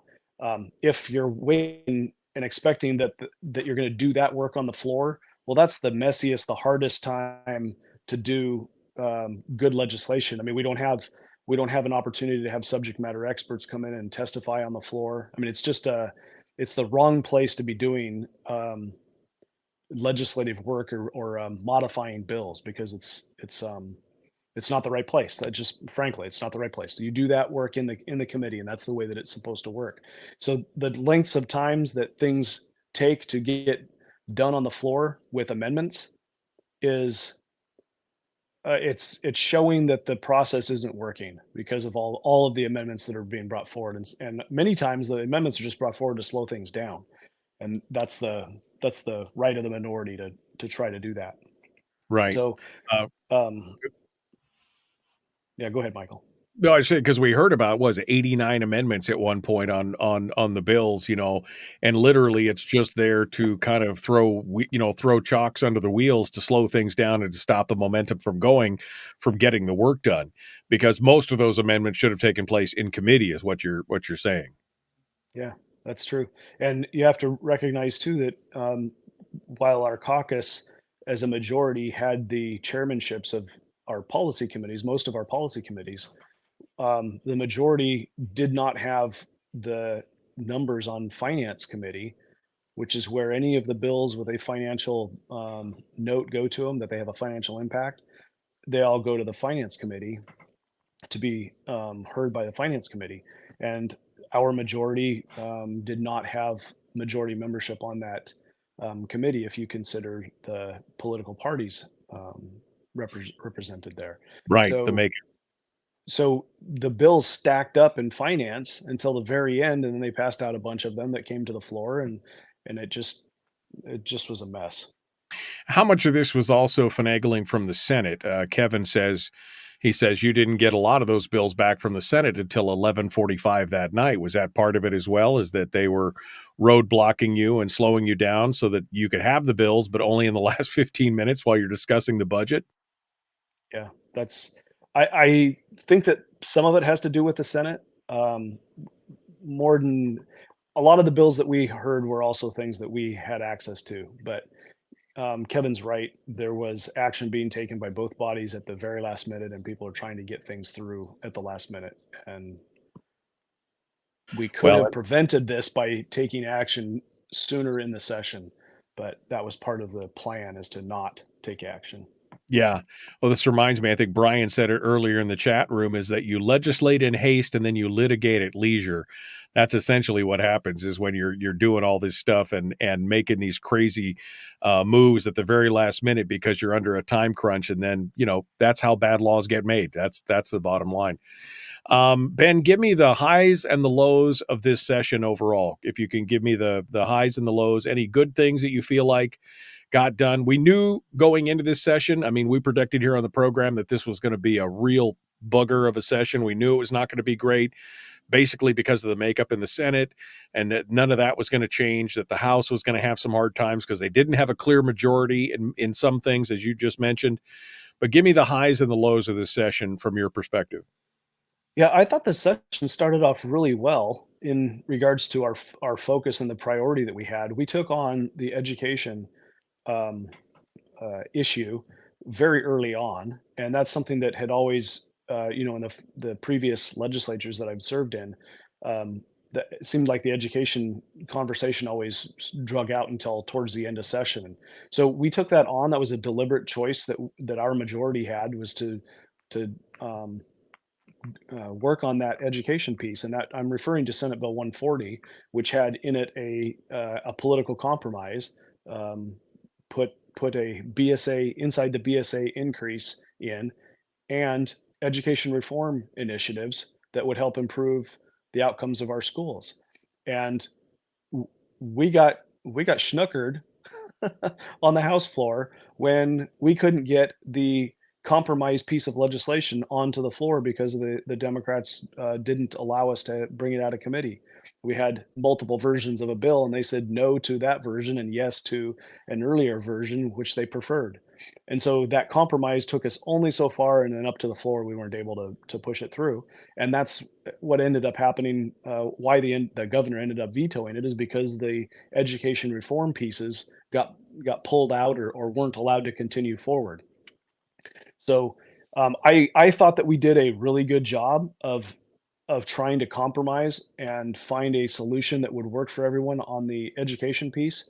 It just was it wasn't enough in the end, and that was frustrating. So the high was you got started well. It started well, but then fell apart. The lows were, again, what happened there and the final day. I mean, that probably would be in the record book as being one of the low lows. Yeah, I mean, there's many things that are frustrating throughout the session, so it's hard to figure out which frustrating thing would be your most frustrating, right? I would think that what is most frustrating was what happened at the end. Maybe it's just because it's freshest on my mind, but you know, I am happy that we were able to get HJR 7 on the floor and have a vote, an up and down vote on whether you wanted to protect the dividend in the Constitution, even if it's not a full protection. It points to the statute, to just follow the statute. I'm disappointed that we didn't have the folks who said they were going to support that actually end up supporting it in the end. I'm glad that we had the opportunity to show that if you want to put a fiscal package together, you've got a path to do it. Like HGR7 sat on the calendar for 30 days waiting for other pieces of the package to come to the floor. So those other bills were sitting in finance, and we needed finance to take action on those bills before they can come to the floor. So if the Democrats that are on the finance committee don't want to actually have a fiscal plan passed, then they can just stop it. So people ask me, why did you wait so long on HDR7? Well, it wasn't always about HDR7. It was about a fiscal plan. And that's what I have been very adamant on communicating. This fiscal policy working group that one recommended a suite of changes, a fiscal reform, if you will. HDR7 was just one piece of that. And I'm happy that we got that to the floor, but the other pieces of the plan just withered and died in committee. So I can't force a fiscal plan on the legislature. You know, majority of the legislature has to want to do something as well. Right. So that's a high and a low in and of itself.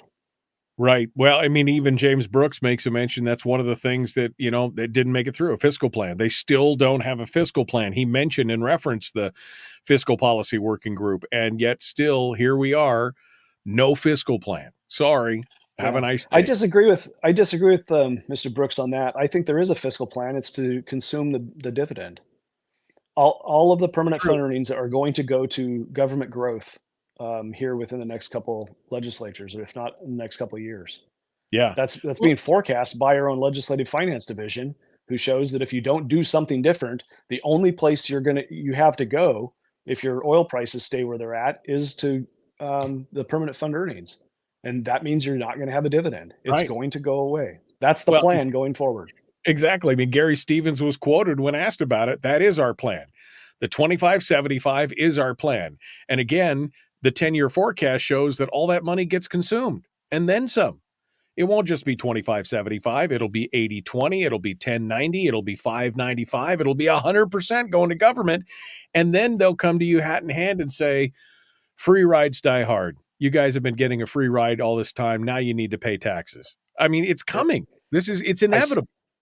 I said it at the beginning of the session. If you want to guarantee that you're going to have a dividend going forward, you likely have to agree that you're going to pay some sort of tax, or you're going to cut your government. One of the two has to happen.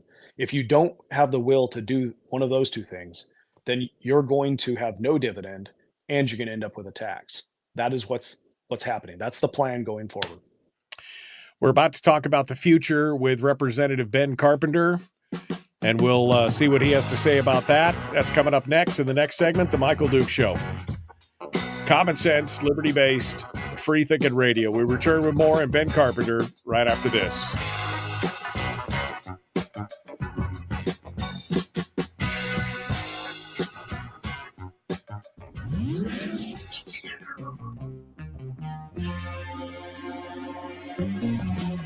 Running on 100% pure beard power. Oh, also some coffee.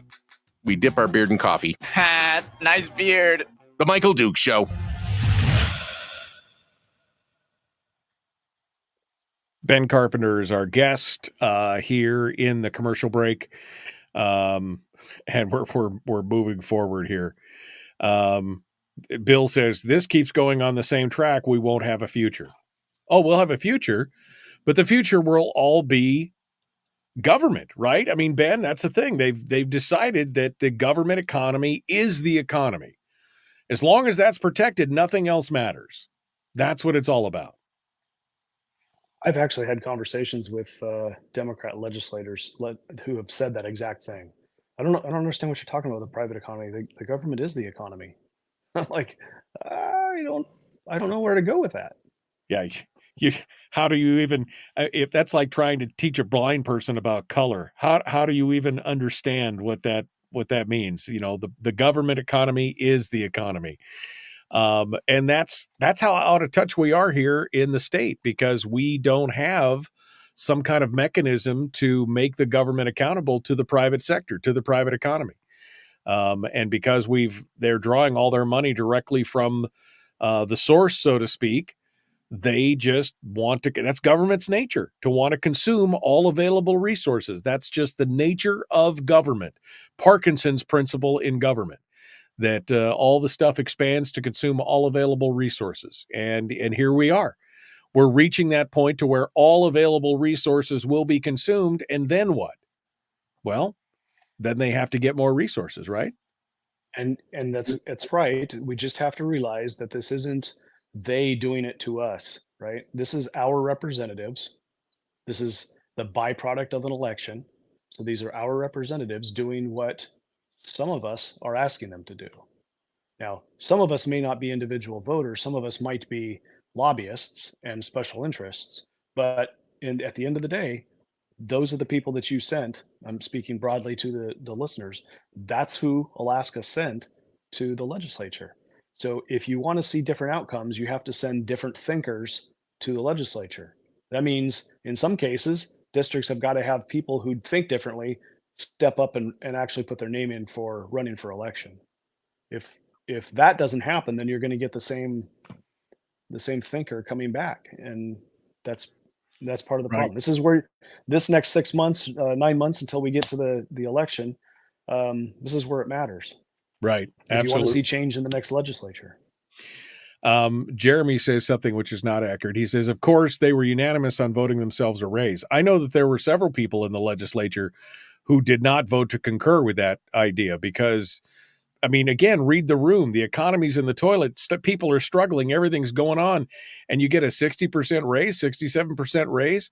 Not everybody was on board with that. You're correct. It's easy to, in hindsight, just and in frustration, point to the legislature in general and say that they were united in giving themselves a raise, and that would be incorrect. I and others in the House were very adamant against approving a raise for us until in my case, until we got a fiscal plan approved. That it just is the wrong thing to do. And I voted against accepting the raise. Yeah, no. And I know you and several others did as well, because again, read the room. This is not the time to be doing this. But again, you guys were overruled, and that's the way it is in the long run. This gamesmanship we see coming out of the Senate obviously has been part and parcel of this. Kevin said something about the Senate held a bunch of personal bills until they saw how we voted on certain things, not vote trading, but hostage taking, vote hostage taking. I mean, they were sitting on stuff as you guys were there in the final hours of your session, and they would only pass things over when something went their way. I mean, is that how the system's supposed to work, Ben? Or is that more of I don't know. That's not how it's supposed to work, in my opinion, but what do you say? Yeah, altruistically, no, it's not. You should take each piece of legislation on its own, vote it up or down, send it to the other body, and they'll do the same thing. And the good legislation makes it through, and bad legislation doesn't. That's altruistically how it's supposed to work. But now you've got human beings involved, and we're not perfect, and we've got political biases, and we're going to use the system to our advantage, right? That's why character matters. You send the wrong people down there, and they're going to take advantage of the system. And so that's what you ended up seeing. I don't know exactly what ulterior motives were happening in the Senate, but I know there had to have been. There had to have been deals being made. Right. The way that things ended in the end is not haphazard. Yeah. No, I mean, it definitely it definitely has the look of a plan and a framework, if nothing else, and that speaks volumes in this kind of situation. All right, Ben Carpenter is our guest. We're getting ready to run back one final segment here, and we're going to continue the Michael Duke Show. Common sense, liberty-based, free-thinking radio. Please like and share, subscribe, ring the bell, do all that stuff that helps get more Alaskans involved in this conversation. We need to do it. Here we go.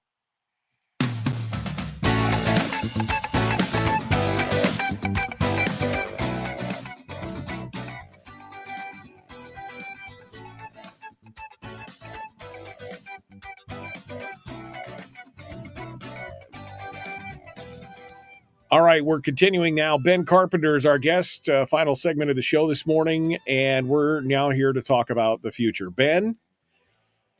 Again, a frustrating session, very hard. You're working it.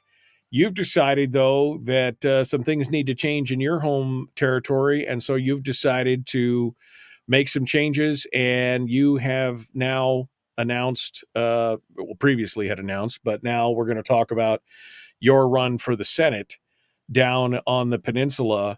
Let's talk about that. What do you hope to accomplish in changing from the House to the Senate?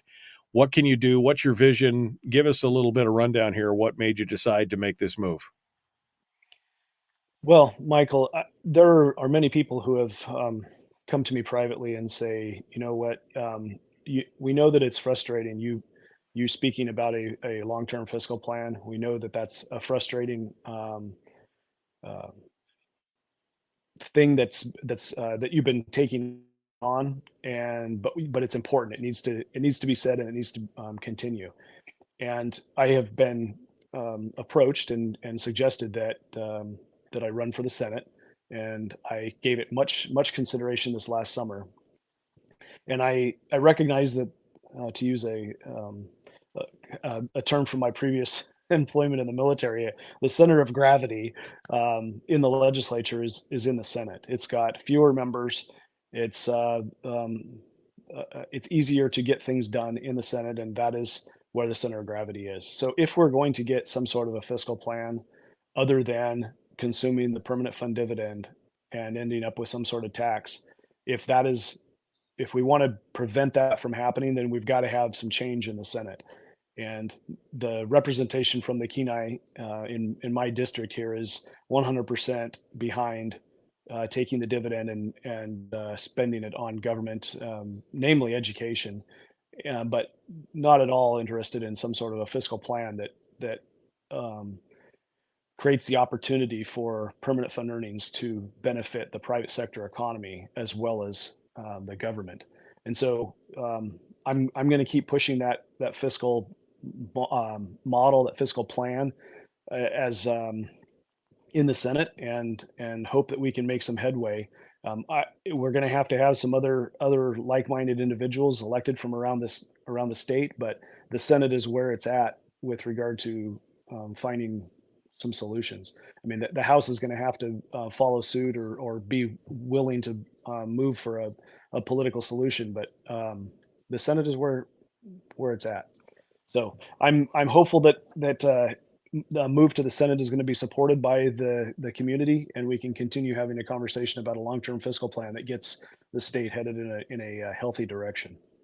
If you've been listening to Ben for a while, it sounds like, Ben, you're a bit of a broken record on this fiscal plan. I mean, I'm not criticizing. I'm just saying you seem to be one of the very few people that continues to go back to this to say we have to do something. Again, Gary Stevens, president of the Senate, their fiscal plan was 25-75. That was it. That was the extent of it. Just more government money going into the coffers to be spent with no plan, even though the 10-year forecasts show that money is all going to be consumed. I mean, there is no plan beyond that. That's problematic. There is no other real discussion about how do we get our fiscal house in order, because just based on basic increases in the budget that are baked in, I mean, we're going up 100 million, 150 million a year in 5-10 years. You're talking about real money. I mean, you're talking about an additional $1 billion in 7 years. And we're struggling as it is right now. How do we pull that extra $1 billion out? That just doesn't happen out of thin air. Do we pray for another oil boom? Do we pray for $150 a barrel for oil? That has its own problems for effects on the private sector. I mean, this is a problem. Yeah. Well, I mean, one of the sound things that we could do with regards to the price of oil is just pick a number, say, just for argument's sake, say it's $70 a barrel, and say we're going to budget for $70 a barrel of oil, regardless of what happens with futures or anything like that, right? We just say this is what we're going to do. And when it's less than 70, then we've got some savings to rely upon. When it's more than 70, we put some money into savings, and that is a stabilizing influence on the revenue stream that is a volatile revenue stream. That's one thing that you can incorporate into a different budgeting process, which is one of the bills that I put forward And I Right. just want to say that the fiscal plan, as we've communicated it, also includes improving to state government. So putting forward a package that includes a sunset commission or some entity that looks at improving the quality of our government so that it is more efficient. And it improves our budgeting process so that we're making better decisions. We have better information and we're making better decisions is part of that long-term fiscal plan that we have to tackle. And those are really big, heavy lifts. And why I say that the Senate is the center of gravity is because the senator has got a 4-year job, right? So they're there for 4 years. They don't have to run every 2 years for reelection. And so there's some continuity with concepts and with trying to get a bigger package of legislation through that's frankly only going to be possible with greater time. And I would just like to respond, I seem to be a broken record, but there are others in the legislature who are saying similar things to what I'm saying. I'm not alone, and I recognize that. And the mountain that we are trying to move is a significant mountain, and it's going to take time. There was no expectation that we were going to get everything done in one session, or one legislature. We are literally having to turn a behemoth of a ship, change the course of that state government, and it's going to take some time. It's going to take some time, but you got to get the people in there that want to do it. Yeah, no, I mean, absolutely. It's going to take, I mean, let's, play the hypothetical what if. I mean, if Senator Carpenter becomes a thing next year, but we don't change out really any of the other players in the Senate, I mean, now we're facing a 16-4 majority, right? I mean, instead of what we have right now. So it moves the needle, but not enough. We need to have more people go in there, and more changes need to be made all at once. I mean, we've often likened it to the whole, you got the little stream and you throw one rock in, it doesn't make a difference. You throw 2 rocks in, it doesn't really make a difference. You got to throw, half a dozen rocks in to try and change the course of that stream, because otherwise they just get washed over and it just gets subsumed. And that's what we've seen is onesies and twosies. But the main driver is some of the business as usual people who have been there for 20 years. They know the system, they know how to run it, and they're railroading everybody else along the way. Well, you're right. There's going to have to be some change, and time will change some players. I don't mean to make light of people's elderly conditions. I will soon be there. But there will be change coming in the legislature, in the Senate, in the decade to come. So Yeah. that's going to be up on the people to put somebody there that they want to see some systemic change happen in the state government. And I'm not under any illusions here. I mean, it's going to be in the best interest of some districts to send people that are similar to who they've already sent, if they like what they've got. So Right. it's going to be a challenge, but we just have to recognize that the state of Alaska is suffering economically, and it's hard to measure what doesn't happen because of the decisions that we make. Right? That's the opportunity cost of making the choices that we make. You don't see what could have been. And I think as time goes on and we see a larger government grow and we see a private sector economy decline, it will become clear to more people that we're headed in the wrong direction.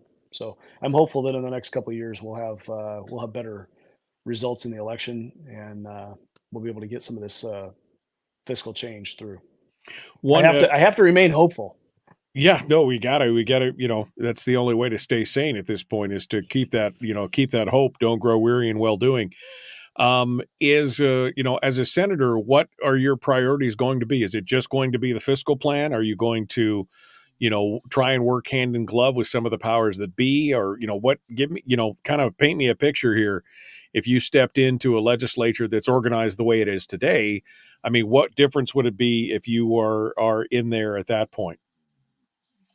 Well, fiscal plan for sure. Solving the PFD problem becomes the linchpin to any sort of fiscal plan. We have to come to an agreement on what the purpose of the permanent fund earnings is for. So that is something that we must be able to solve. But more than anything, getting the government out of the way of economic growth, right? If we're always looking to the government to solve our problems, then that's retarding our economic growth. So reducing the burden of government on the private sector in the form of regulations and your boards and certifications that are necessary, right? I really fought hard on this last budget conversations. I'm sorry, it wasn't the budget conversations, but it was one of the bills that came across where we were going to increase the cost to electricians and plumbers for their piece of paper that says they can now go to work. And I balked at that. I'm like, why in the world are we giving raises to government workers through their unions, and at the same time, the private sector guy who just is having to go to work and doesn't have this legislature backing him, we're going to charge him more so he can go to work. And in most cases, those are union members in the private sector, and they're going to have to pay more at the same time that the public sector union is getting a pay raise. It just extremely frustrating focus that the legislature has. Let's take care of government workers, and we don't really care about the private sector workers.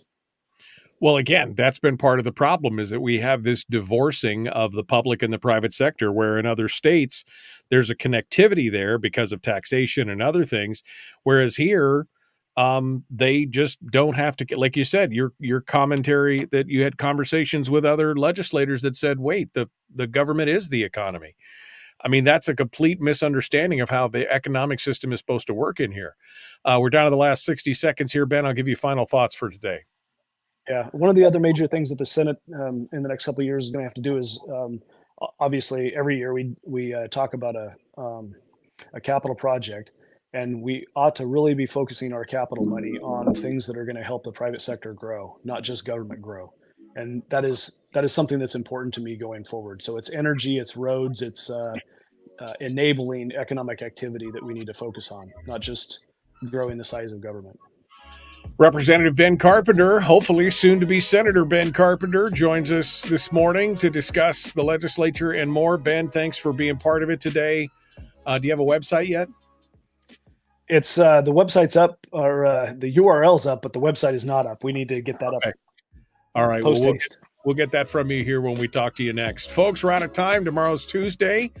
Harmony Tomaszewski is going to be joining us. Brad Keithley, The Michael Duke Show. We'll see you then.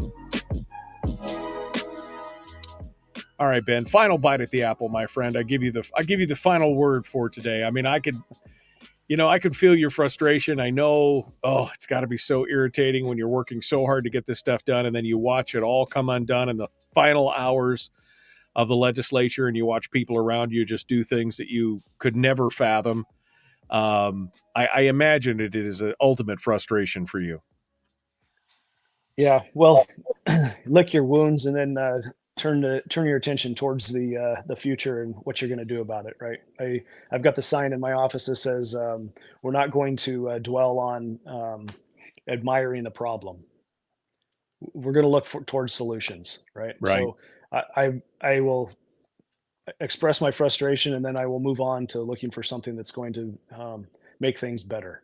And that's what I'm going to do. It's all that I can do, and it's just in my DNA. So, right.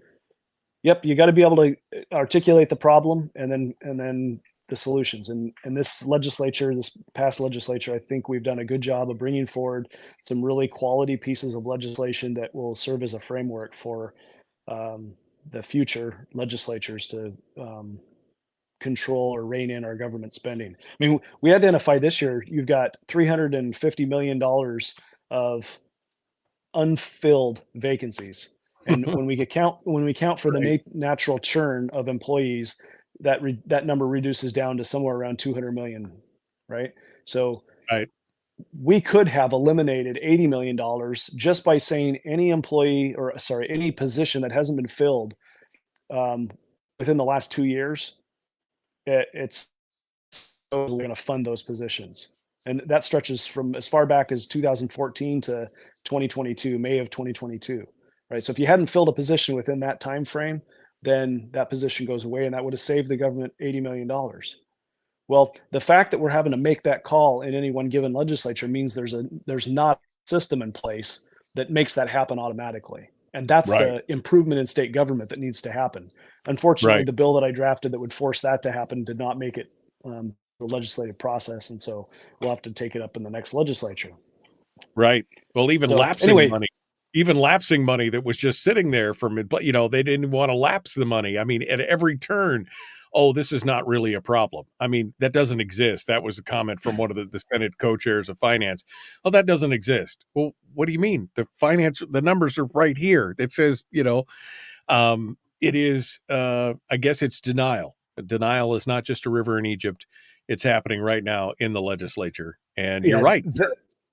The excess money at the end of the fiscal year doesn't exist because they are spending it. We just don't have any way to know how they're spending it because we appropriated it for one thing and they're not using it for that. They use it for something different that they can move that money around. So it's a half truth to say that it doesn't exist. Yes, that's correct because it's been spent. We just don't know how. But the truth is that we appropriated it for a particular reason, and that reason was never going to come to fruition because there's no person in the position, and there's no intent to hire somebody for that position. So, anyway.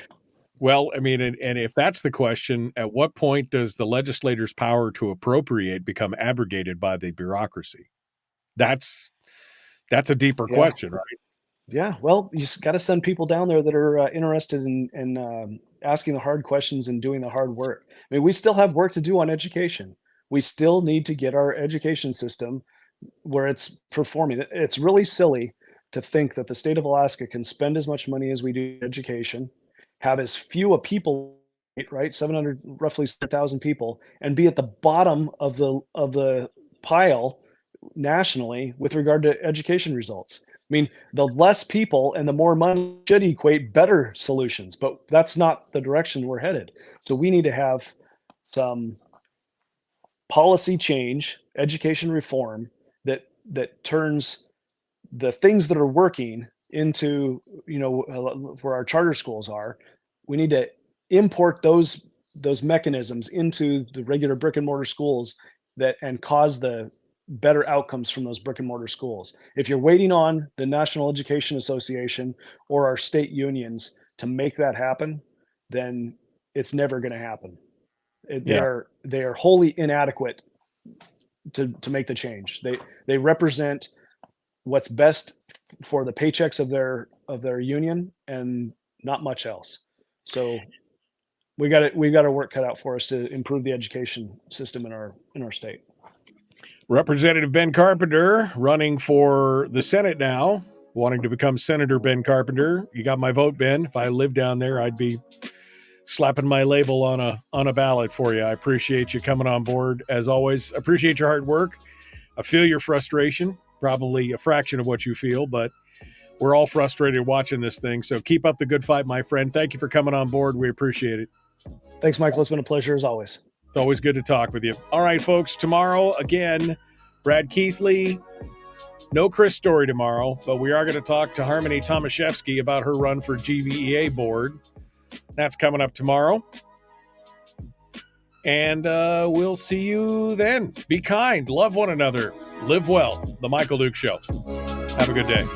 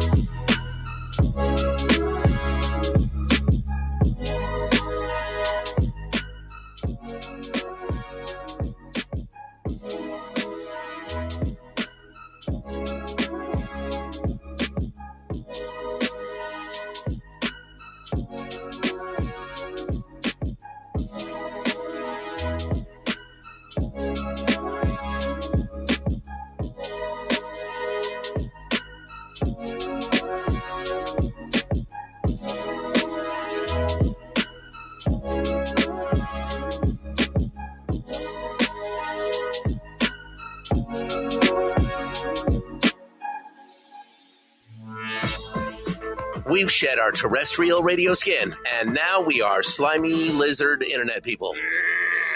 It's the Michael Duke Show.